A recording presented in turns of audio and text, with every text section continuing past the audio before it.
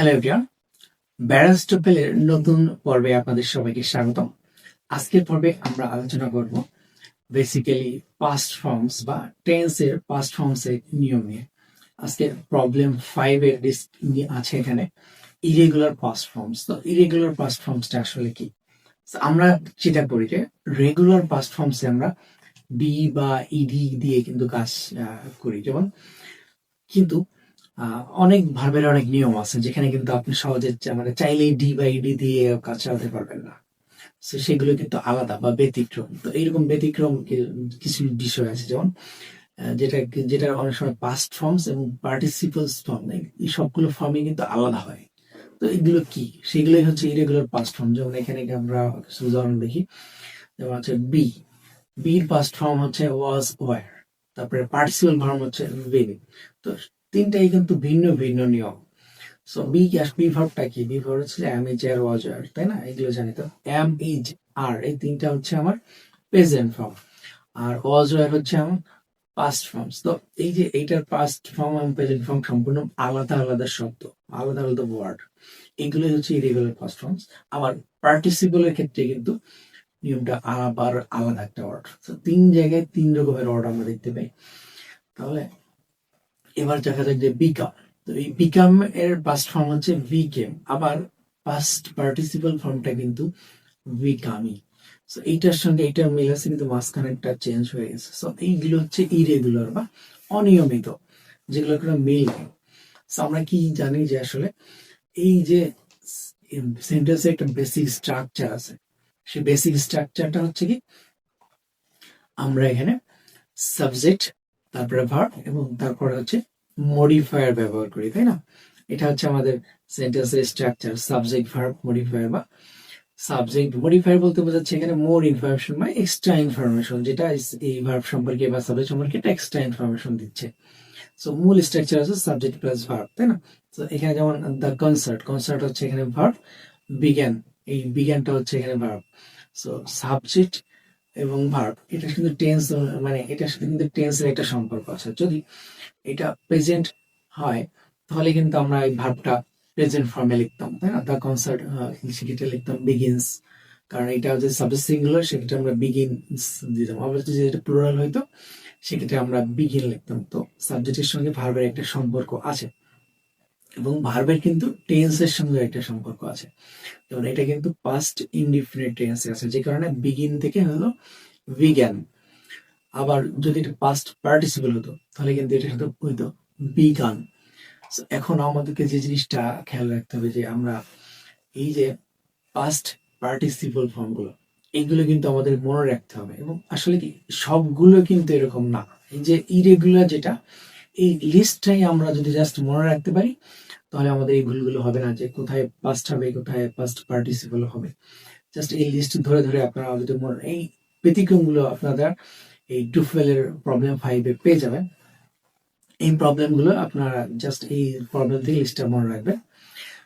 এবং আর যে জিনিসটা সম্পর্কে সতর্ক থাকবেন সেটা হচ্ছে যে কখনো যেখানে পাস্ট ইনডিফিনিট ব্যবহার করার কথা, সেখানে কিন্তু পাস্ট পার্টিসিপল এটা ব্যবহার করবে না। অর্থাৎ পাস্ট পার্টিসিপলের জায়গায় পাস্ট ইন সিম্পল পাস্ট যেটা, এটা ব্যবহার করা যাবে না। আবার সিম্পল পাস্টের জায়গায় পার্টিসিপল ব্যবহার করা যাবে না।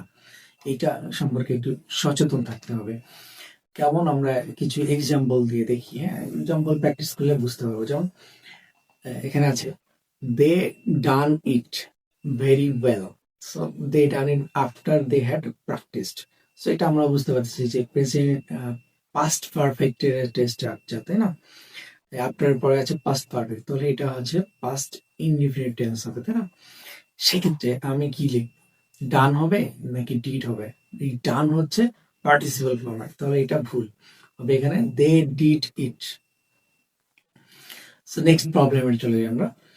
Before she ran the computer, এখানে রান এটা কোন ফর্মে আছে?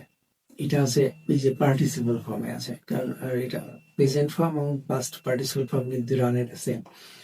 সো এখানে আমাদের কি হবে? এটা হবে র্যান, কারণ এই যে before she ran the computer, she had checked it. So এই অংশটা হবে পাস্ট ইনডিফিনিট টেন্স, পরের অংশটা পাস্ট পারফেক্ট টেন্স। তো এখানে আমার এইটা পাস্ট পারফেক্ট আছে, তো এটা পাস্ট ইনডিফিনিট হবে বা পাস্ট সিম্পল পাস্ট হবে, সেটা আমার হবে র্যান।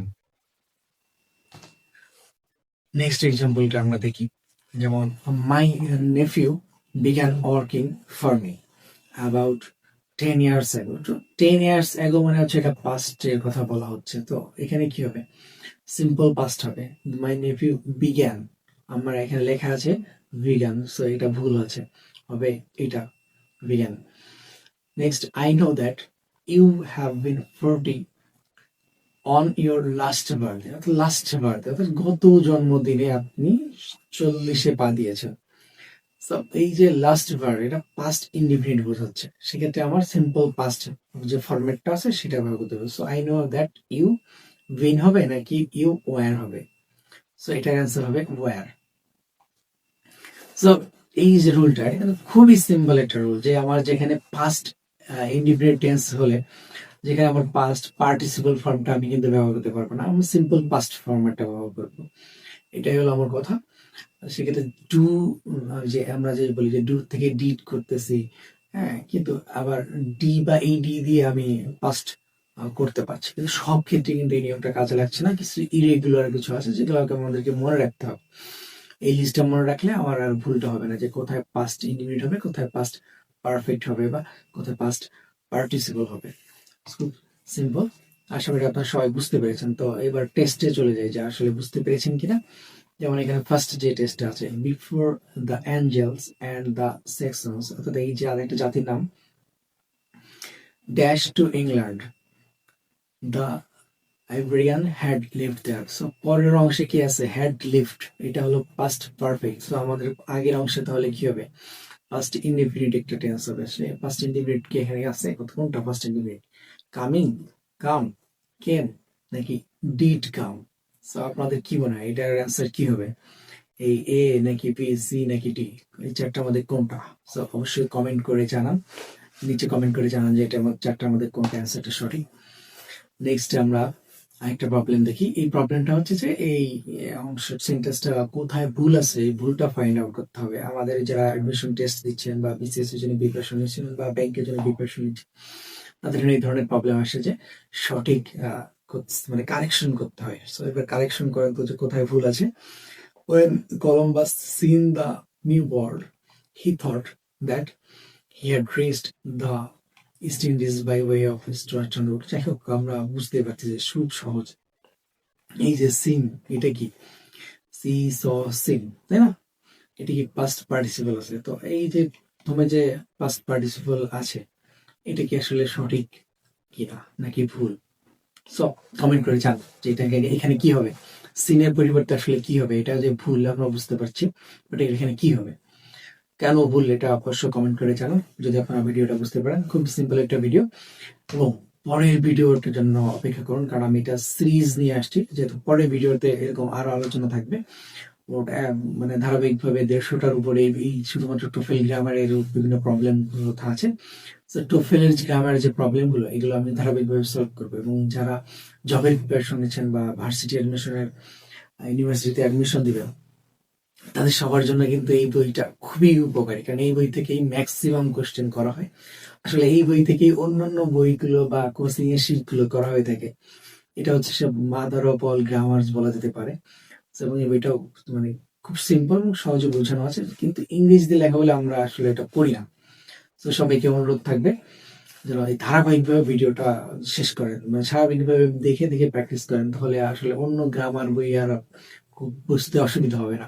জাস্ট এই বইটা বুঝলে আপনি ম্যাক্সিমাম গ্রামার বই বুঝতে পারবেন, এবং খুবই ইজি মনে হবে, এবং যে কোনো এক্সাম মানে কম্পিটিটিভ এক্সাম আপনি ক্র্যাক করতে পারবেন। সো দেখা হবে পরের ভিডিওতে। সো পরের ভিডিও দেখতে ভুলবেন না। See you on the next video.